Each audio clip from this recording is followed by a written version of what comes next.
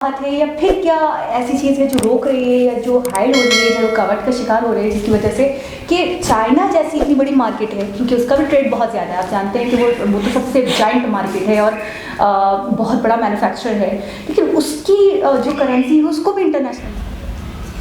अस्सलाम वालेकुम, नमस्ते, सत श्री अकाल। कैसे हैं आप लोग? उम्मीद करती हूँ ठीक होंगे, खुश होंगे। मैं हज़ीका अली और मेरे साथ हैं तारिक नियाज़ी। अस्सलाम वालेकुम, नमस्ते, सत श्री अकाल। उम्मीद करता हूँ ठीक होंगे, खुश होंगे। दोस्तों जहाँ रहें खुश रहें, माँ बाप का ख्याल करें, क्योंकि माँ बाप में तो सभी कुछ है। आज की हमारी वीडियो है बहुत इंटरेस्टिंग। रुपीज गोज इंटरनेशनल से स्टार्ट करते हैं अपनी वीडियो को। Let's start. तो वीडियो का टाइटल है how India's master stroke will make rupee international. अभी अब भारत का यूपीआई इंटरनेशनल होने वाला है। नॉन रेसिडेंशियल इंडियंस यानी भारत के बाहर रहने वाले इंडियंस भी अब यूपीआई का इस्तेमाल करके पैसे ट्रांसफर कर पाएंगे। 2023 की इससे बेहतर शुरुआत नहीं हो सकती। लेकिन एक और स्ट्रैटेजी है जिस पर भारत बैकग्राउंड में काम कर रहा है। एक एक्शन प्लान है जिससे सिर्फ यूपीआई नहीं, हमारा सिक्का यानी इंडियन रूपी इंटरनेशनल बन सकता है। इंडियन रूपी को आज विकसित होने की जरूरत है, इंटरनेशनल बनने की जरूरत है। आज के इस वीडियो में हम स्टेप बाय स्टेप एक कॉम्प्लेक्स आइडिया को समझेंगे कि एक करेंसी इंटरनेशनल करेंसी कैसे बनती है। और अगर आपको ये वीडियो अच्छा लगा तो अपने दोस्तों के साथ शेयर जरूर कीजिए। चैप्टर 1, ये इंटरनेशनल करेंसी होती क्या है? कुछ दिन पहले हम इजिप्ट में थे और टैक्सी ड्राइवर को देने के लिए इजिप्शियन पाउंड थोड़े कम पड़ रहे थे, तो उसने कहा अगर आपके पास यूएस डॉलर्स हैं तो वो भी चलेंगे। बात सिर्फ उस टैक्सी ड्राइवर की नहीं है, बल्कि हर एक शॉप की है जो हमें यूएस डॉलर में चीजें बेचने के लिए रेडी था। In fact I think they prefer the US dollar over their own currency. ऐसा क्यों? क्योंकि बाहर के कई देशों में अपनी करेंसी की तरह दूसरी करेंसीज की भी कुछ वैल्यू है। यूएसडी है एक इंटरनेशनल करेंसी। डेफिनेशन क्या है? एक इंटरनेशनल करेंसी वो करेंसी है जो अलग अलग देशों में ट्रेड के लिए यूज हो सकती है। इसे एक्टिवली ट्रेडेड करेंसी भी कहते हैं। आपने हिस्ट्री में पढ़ा होगा कि पहले कोई करेंसी हुआ नहीं करती थी, लोग बार्टर सिस्टम यूज करते थे। मैं मेरे खेत में टोमेटो ग्रो करता हूँ और सपोज मुझे गेहूं की जरूरत है, तो मैं मेरे टोमेटो देकर गेहूं लिया करता था। लेकिन इसमें कई सारे लिमिटेशंस थे, इसलिए लोगों ने करेंसी बनाई, ये पेपर का टुकड़ा। जब भी ये पेपर का टुकड़ा एक्सचेंज होता है तब भी एक और चीज एक्सचेंज होती है और वो है ट्रस्ट। वैसे कहा जाए तो मैं खुद ऐसा एक पेपर का टुकड़ा प्रिंट कर सकता हूँ और उस पर कोई भी अमाउंट डाल सकता हूँ, लेकिन प्रॉब्लम यह है कि इस पर फिर ट्रस्ट सिर्फ मैं करूंगा और मेरे ट्रस्ट करने से या ना करने से क्या फर्क पड़ता है। एक करेंसी में लोगों को ट्रस्ट करने की जरूरत होती है और उसमें जितनी ज्यादा ट्रेडर्स ट्रस्ट करेंगे उतनी ही उसकी वैल्यू ज्यादा होगी। A currency has no value without trust. वो टमाटो और गेहूं वाला एग्जाम्पल लेते हैं और उसे आज की दुनिया में अप्लाई करते हैं। सपोज भारत श्रीलंका से चाय खरीदता है, श्रीलंका चाइना से शुगर खरीदता है। अब श्रीलंका पैसे उसी करेंसी में लेगा जिसका आगे कुछ यूज हो, जो चाइना बाद में एक्सेप्ट करे। नहीं तो श्रीलंका के पास गांधी जी के फोटोज जमा हो जाएंगे जिसका वो कुछ कर नहीं पाएंगे। थोड़ा रिवाइंड करते हैं।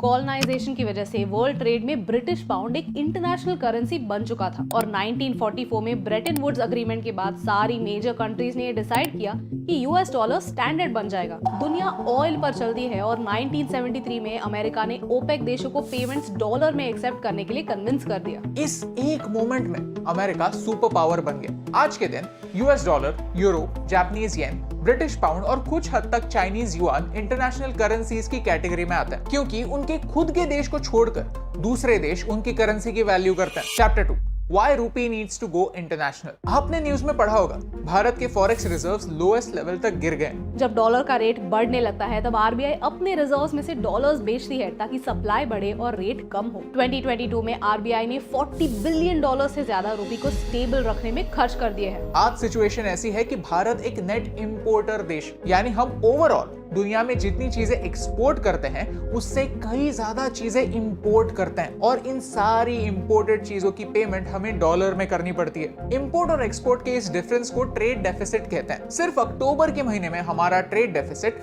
$26.91 बिलियन था। हम कितने भी आत्मनिर्भर भारत के नारे क्यों ना लगाए, सच तो ये है कि इंपोर्ट्स कम होने वाले नहीं हैं और इसकी वजह से आने वाले टाइम में डॉलर की प्राइसेस बढ़ने ही वाले हैं। But there is hope. Chapter 3, hope for Indian rupee. हमने भारत का पिछले कुछ सालों का ट्रेड डेटा एनालाइज किया और एक काफी होपफुल नंबर सामने आया। ऐसे 154 देश हैं जिनके साथ भारत के एक्सपोर्ट्स इंपोर्ट से ज्यादा हैं। तो ये बात एक फैक्ट है कि चाइना जैसा देश रुपए में ट्रेड करने के लिए कभी भी नहीं मानेगा और उन्हें कन्विंस करने की कोशिश करना भी वेस्ट। लेकिन बांग्लादेश मान सकता है, श्रीलंका मान सकता है और इनफैक्ट माना भी है। श्रीलंका ने भारत के साथ रुपए में ट्रेड करना स्टार्ट किया है और इसमें दोनों देशों का फायदा ही है। आज श्रीलंका के पास डॉलर्स नहीं नहीं है तो वो इंडियन रुपीस में पेमेंट कर सकते हैं। सिमिलरली रशिया पर अमेरिका ने सैंक्शंस लगा दिए हैं तो वो डॉलर्स में ट्रेड नहीं कर सकते। श्रीलंकन रुपी डॉलर के मुकाबले 84% गिरी है और इंडियन रुपी के मुकाबले सिर्फ 70%, यानी उनके लिए डॉलर खरीदने के बजाय रुपी खरीदना सस्ता है। अमेरिका अपने देश के बाहर भी खर्च होने वाले एक एक डॉलर पर नजर रखता है, उसे रेगुलेट करता है, उसे कंट्रोल करता है। तो रशिया ने चाइना के साथ युआन में ट्रेड करना स्टार्ट किया और रशिया यूक्रेन कॉन्फ्लिक्ट के बाद रशिया और चाइना के बीच ट्रेड बढ़ा है। सिमिलरली रशिया के मामले में भारत के साथ भी रूपी में ट्रेड शुरू हो सकता है, यानी रूपी इंटरनेशनल होने की वजह से भारत का फायदा तो होगा ही, सिवाय दो टाइप के देशों का बहुत ज्यादा फायदा होगा। श्रीलंका जैसे देश जिनके पास देने के लिए डॉलर्स ही नहीं, और रशिया जैसे देश जो चाहकर भी डॉलर ट्रेड नहीं कर सकते। आज के सिचुएशन में ट्रेड कैसा होता है ये देखते हैं। मान लो बी इंडिया का एक कार डीलर है जो फ्रांस के डीलर ए से कार इंपोर्ट कर रहा है। अब पेमेंट करने के लिए बी अपने इंडियन बैंक के पास इंडियन रुपीस लेकर जाएगा। इंडियन बैंक उन पैसों को यूरोस में कन्वर्ट करेगी और फॉरेन बैंक को पेमेंट करेगी। फॉरेन बैंक फ्रांस के डीलर ए को यूरोस ट्रांसफर करेगी and then the cars will be shift from France to India. लेकिन अब ये सिचुएशन बदलने वाली है। अब आरबीआई ने स्पेशल वॉस्ट्रो अकाउंट का सिस्टम शुरू किया। इसमें दूसरे देश भारत में इंडियन रुपी अकाउंट्स खोल सकते हैं। सपोज फ्रांस ने एसबीआई के साथ एक वॉस्ट्रो अकाउंट खोला। जब भारत का डीलर भी कार्स इंपोर्ट करता है तो अब उसे पेमेंट्स यूरोस में नहीं रुपीस में करनी होंगी। ये पेमेंट्स फॉरेन बैंक में नहीं बल्कि भारत के एसबीआई में ही करना होगा। फ्रांस के इस वॉस्ट्रो अकाउंट में इंडियन रुपीस जमा हो जाएंगे। तो वो उन रुपीस का करेंगे क्या? फ्रांस अपने वॉस्ट्रो अकाउंट के रुपीस को खर्च करके भारत के एक्सपोर्टर्स से चीजें खरीद सकता है, यानी इंडियन एक्सपोर्टर्स को भी पैसे इंडियन रुपीस में ही मिलेंगे, यानी अब भारत के पैसे भारत के बाहर नहीं जाएंगे। That's the plan। आज 35 ऐसे देश है जो इंटरनेशनल ट्रेड रूपी में करने के लिए रेडी। अगर भारत इसमें सफल हुआ तो ये भारत के लिए इस डेकेड की सबसे बड़ी इंटरनेशनल जीत होगी। Chapter 4 the real challenge. Russia और श्रीलंका जैसे देशों को कन्विंस करना पॉसिबल है और उन पर काम भी जारी है। तो किन्हें कन्विंस करना मुश्किल है? सऊदी अरेबिया को, यूएई को, क्योंकि एक पूरे फाइनेंशियल ईयर में सारा ट्रेड होने के बाद भी यूएई और भारत के बीच 12 बिलियन डॉलर्स का सरप्लस है। सऊदी और भारत के बीच 20 बिलियन डॉलर्स का सरप्लस। आसान भाषा में हमने उन्हें टमाटोज बेचे, उन्होंने हमें गेहूं बेचे और इसके बाद भी हमने उनसे रिस्पेक्टिवली 12 बिलियन डॉलर्स और 20 बिलियन डॉलर्स के गेहूं ज्यादा खरीदे। आज के घड़ी में ये पेमेंट्स डॉलर्स में होते हैं, तो ये डॉलर्स वो देश कहीं भी यूज कर सकते हैं, किसी दूसरे देश को दे सकते हैं, कहीं इन्वेस्ट कर सकते हैं, एसेट्स खरीद सकते हैं। लेकिन अगर ये एक्सेस पैसा उनके पास रुपीज में बच गया तो उनका उन्हें क्या फायदा? ये है भारत के लिए एक बड़ा चैलेंज, जिसके लिए आरबीआई और गवर्नमेंट दोनों को बड़े पॉलिसी चेंजेस लाने होंगे और हमें हमारा ट्रेड डेफिसिट कम करना होगा। बेसिकली एक्सपोर्ट्स बढ़ाने होंगे और रुपए का ट्रेड छोड़कर और कैसे इस्तेमाल हो सकता है इसके बारे में सोचना होगा।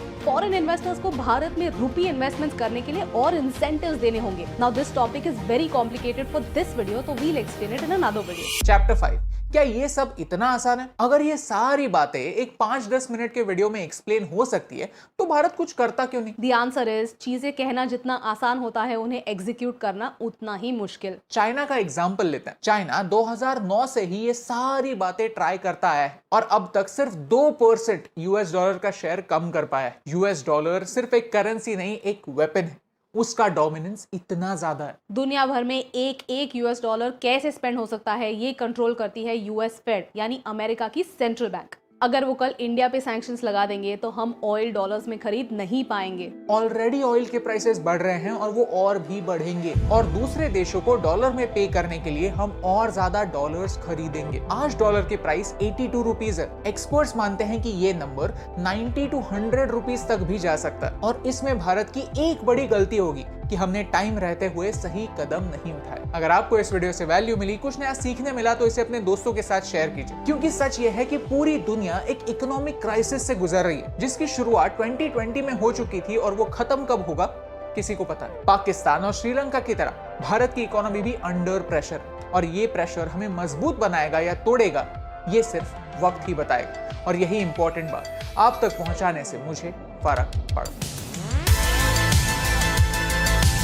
हे दोस्तों, thank you so much for watching this video till the end. अगर आपको ये वीडियो अच्छा लगा तो प्लीज वो लाइक बटन प्रेस कीजिए। क्या आपको पता है कि आप में से सिर्फ 30% लोगों ने चैनल को सब्सक्राइब किया? तो अगर आप यहाँ पर नए हैं तो प्लीज चैनल को सब्सक्राइब कीजिए। इससे हमें बहुत ज्यादा मोटिवेशन मिलता है और हमारी मदद भी होती है। यूएस डॉलर दुनिया को कैसे डोमिनेट करता है, वो कैसे एक वेपन बन चुका है, वो हमने इस वीडियो में एक्सप्लेन किया। पाकिस्तान की इकोनॉमी इतने खतरे में क्यों है, वो आप इस वीडियो में देख सकते हैं। Thank you so much for watching, क्योंकि आपके सपोर्ट से हमें फर्क पड़ता है। जी जनाब। अच्छा, सबसे पहले तो मैं इन दोनों की बहुत तारीफ़ करूंगा कि बहुत ही आसान भाषा में बहुत ही डिटेल से मुद्दा समझाया कि कोई भी करेंसी इंटरनेशनल करेंसी बनती कैसे है। हाँ, वाकई मतलब है कि सही बात है कि अगर मेरे पास एक ऐसी करेंसी आती है जो मेरे काम की है तो ही मैं उसे एक्सेप्ट करूँगा ना। सरप्लस वाली बात कर रहे हैं आप। ठीक है ना। अगर कोई करेंसी मेरे काम की है ही नहीं तो मुझे उस करेंसी की ज़रूरत ही नहीं है, मुझे डॉलर ही चाहिए। आपकी करेंसी की आपके मुल्क में जितनी भी अहमियत हो। अच्छा, दूसरी चीज़ ये है कि इसका मतलब ये निकलता है कि आपका मुल्क इतनी चीज़ें दुनिया को देता हो और लोगों को आपकी करेंसी में कन्वर्ट करा के आपको पैसे देने होते हों तो ही आपकी करेंसी इंटरनेशनल करेंसी बन सकती है। मुझे जो समझ में आया कि आपके कंट्री से लोगों को ख़रीदारी करनी पड़ती है और आपको चाहिए, जाहिर सी बात है, आपकी करेंसी में आप बेशक डॉलर आपके पास आता है लेकिन आपको डॉलर, आपका बैंक डॉलर के बजाय आपके लोगों को, आपके जो ताजिर हैं उनको आपकी करेंसी में कन्वर्ट करके देता है बैंक, क्योंकि डॉलर तो दुकानों पे नहीं चलता, जगह जगह नहीं चलता, डॉलर तो इंटरनेशनल मार्केट में चलता है।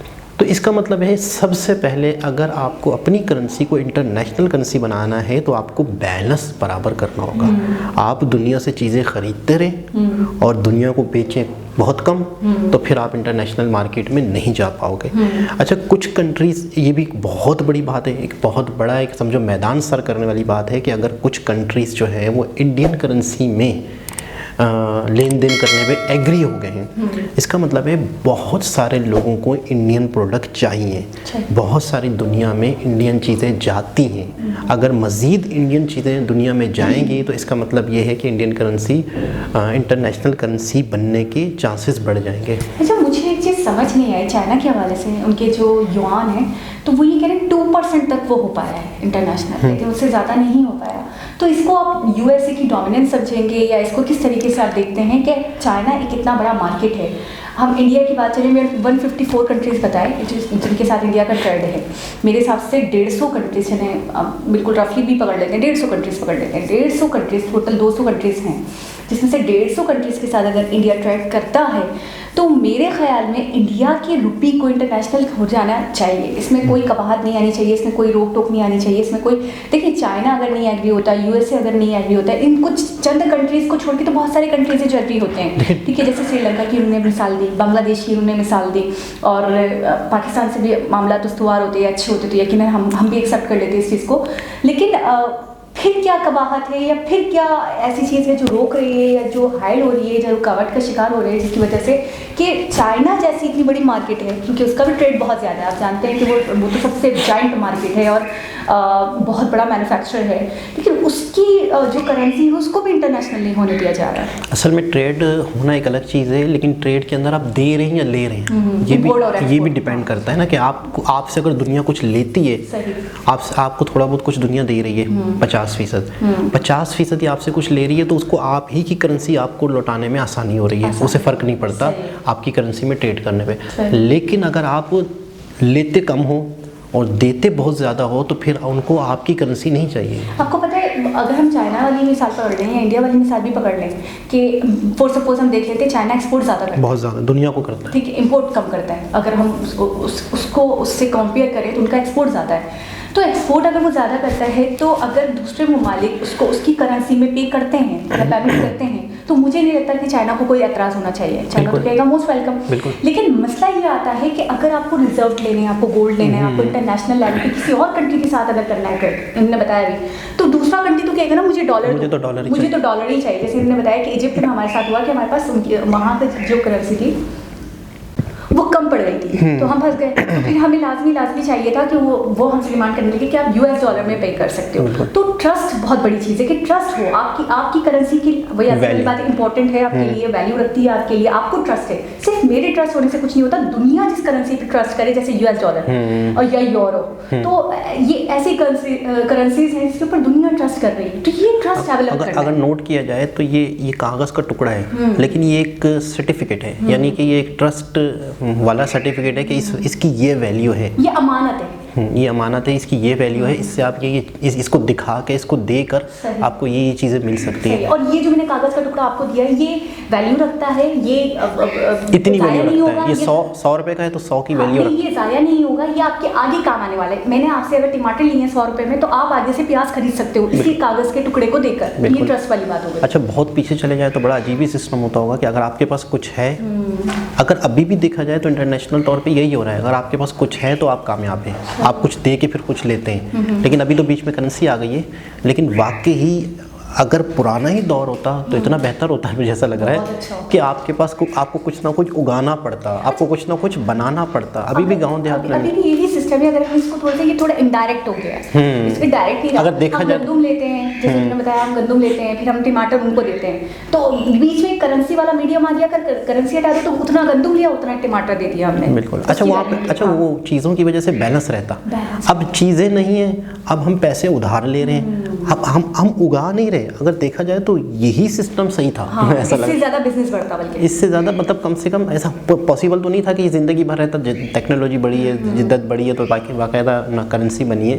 लेकिन अगर देखा जाए तो एक शख्स के पास अगर कुछ नहीं है किसी को देने के लिए, तो वो आपको खाना नहीं दे रहा। अगर आपके पास कोई टेक्नोलॉजी नहीं है, अगर आपने कोई चीज़ नहीं बनाई है, तो आपको वो खाना नहीं दे रहा, तो आप मरते क्या ना करते, हाथ पाँव मारते कि मैं कुछ उगाऊं तो सही, मैं कुछ तो दूं जाके मार्केट में, तो मार्केट से मैं कुछ लेकर आऊं इसके बदले। अच्छा, अब क्या है, लोन के चक्कर में हम लोन लेके फिर हम चीज़ें खरीद रहे थे, तो उसमें हम मज़ीद ट्रैप में आते गए, मज़ीद आज मुल्क के बुरे हालात होते गए, मज़ीद मुल्क कर्ज़ों के तले नीचे आता गया और बनाता नहीं गया। अभी भी मैंने कई गाँव देहात में मैंने सुना है, बिल्कुल मतलब है कि जहाँ पे बच्चों को खर्ची नहीं दी जाती, गंदुम हर कोई उगा रहा होता है, तो बाकायदा गंदुम का एक प्याला बच्चे को दिया जाता है, बच्चे को। अब बच्चा गंदुम जाके दुकानदार को दे के क्या ले रहा है उससे? चॉकलेट्स ले रहा है बच्चा। अच्छा, गंदुम जो है वो बोरियां भरी पड़ी हैं। अच्छा, अब माँ जो है वो 10 रुपये 20 रुपये बच्चे को दे, 5 रुपये दे एक चॉकलेट जाइए, जब 5 रुपये खुले नहीं है तो उसने एक प्याला भरा और शॉपर में डाला, जाके ले अच्छा, वैल्यू उतनी ही निकल आई, वैल्यू 20-25 रुपए का हो ही गया। हाँ, तो वो उतनी की जाके चीज़ ले लेता है। अभी भी देहात में ऐसा होता है, कई जगहों पे मैंने सुना है। तो वाकई बहुत डिटेल से पता चला, और इनका भी पता चला कि मेरे ख्याल में शायद इनका भी कोई ना कोई ब्लॉग चैनल ज़रूर होगा, क्योंकि अभी ये इजिप्ट में मौजूद थे, तो मतलब जहाँ पर इनको ये इशूज़ आए थे। हम यहाँ फंसे हुए हैं, वो लोग मिस्र हर जगह घूम रहे हैं, हम अपनी वजहों से फंसे हुए हैं। तो एक बहुत ही ज़बरदस्त वीडियो, दोबारा किसी और वीडियो से मुलाकात होगी। जब तक के लिए अल्लाह हाफ़िज़।